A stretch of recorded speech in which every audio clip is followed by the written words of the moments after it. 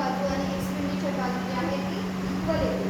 त्यानंतर ती इक्वल आल्यानंतर तिथला जो नेट प्रॉफिट असतो तो बॅलन्स शीटमध्ये ॲड केला जातो. बॅलन्स शीटमध्ये ती अमाऊंट टाकल्यानंतर लायबिलिटीज आणि असेट्सच्या दोन्ही बाजू ज्या आहेत त्या सेम होतात आणि आपल्याला समजून जातं की आपण जे ट्रान्झॅक्शन केलेले आहेत, आपण जे हे बुक ठेवलेलं आहे त्याच्यामध्ये ट्रेडिंग अकाउंट जे काही आपण केलेलं आहे ते बरोबर आहे आणि आपल्याला जी व्हॅल्यू आलेली आहे, लॉस असेल किंवा प्रॉफिट असेल, ती व्हॅल्यू बरोबर आहे.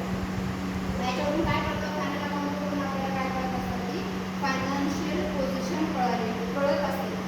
म्हणजे याच्यामध्ये बॅलन्स शीट हे प्रोफॉर्मा जे दिलेले आहेत याच्यामध्ये काय असतं, लायबिलिटीज आपण लोकांकडून किती पैसे घेतलेले आहेत, आपल्याकडे फिक्स असेट किती आहे, करंट असेट किती आहे, आपल्या व्यवसायाचा जो काही पसारा आहे जे आपल्याकडे आहे ते मांडलं जातं बॅलन्स शीटमध्ये.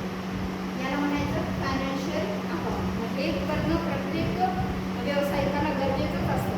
याच्यामुळे काय होतं की इन्व्हेस्टर इन्व्हेस्ट करत असतात आपल्या कंपनीमध्ये आणि आपली व्हॅल्यू वाढत असते मार्केटमध्ये.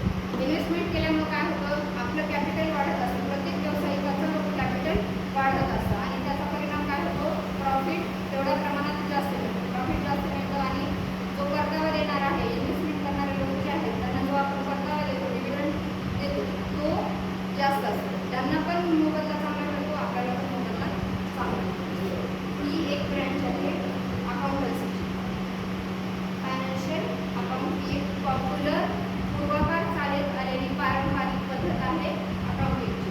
त्याचबरोबर जसा जसा व्याप वाढत गेला व्यवसायाचा, त्याचबरोबर त्याला अकाउंटन्सीमध्ये काय करावं लागतं की आपण ओव्हरऑल तो खर्च काढत असतो, पण प्रत्येक नगाला किती खर्च येतो हे जर काढलं तर आपल्याला अजून प्रत्येक आयटमची एका नगाची व्हॅल्यू कमी करता येते. त्यामुळे कॉस्ट अकाउंटिंग ठेवण्याची गरज भासू लागली. कॉस्ट अकाउंटिंग म्हणजे कॉस्ट म्हणजे काय, व्हॅल्यू.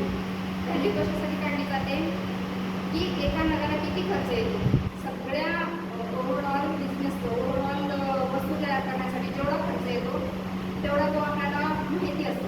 एका नगासाठी किती खर्च येतो तो कॉस्ट अकाउंटिंगमध्ये काढला जातो. तो गरजेचा असतो. कशासाठी गरजेचा असतो, आपण एका वस्तूची किंमत किती कमी करता येईल आपल्याला, जेणेकरून आपल्याला मार्केटमध्ये ती वस्तू इंट्रोड्यूस करता येईल आणि आपलं प्रॉफिट वाढवता येईल.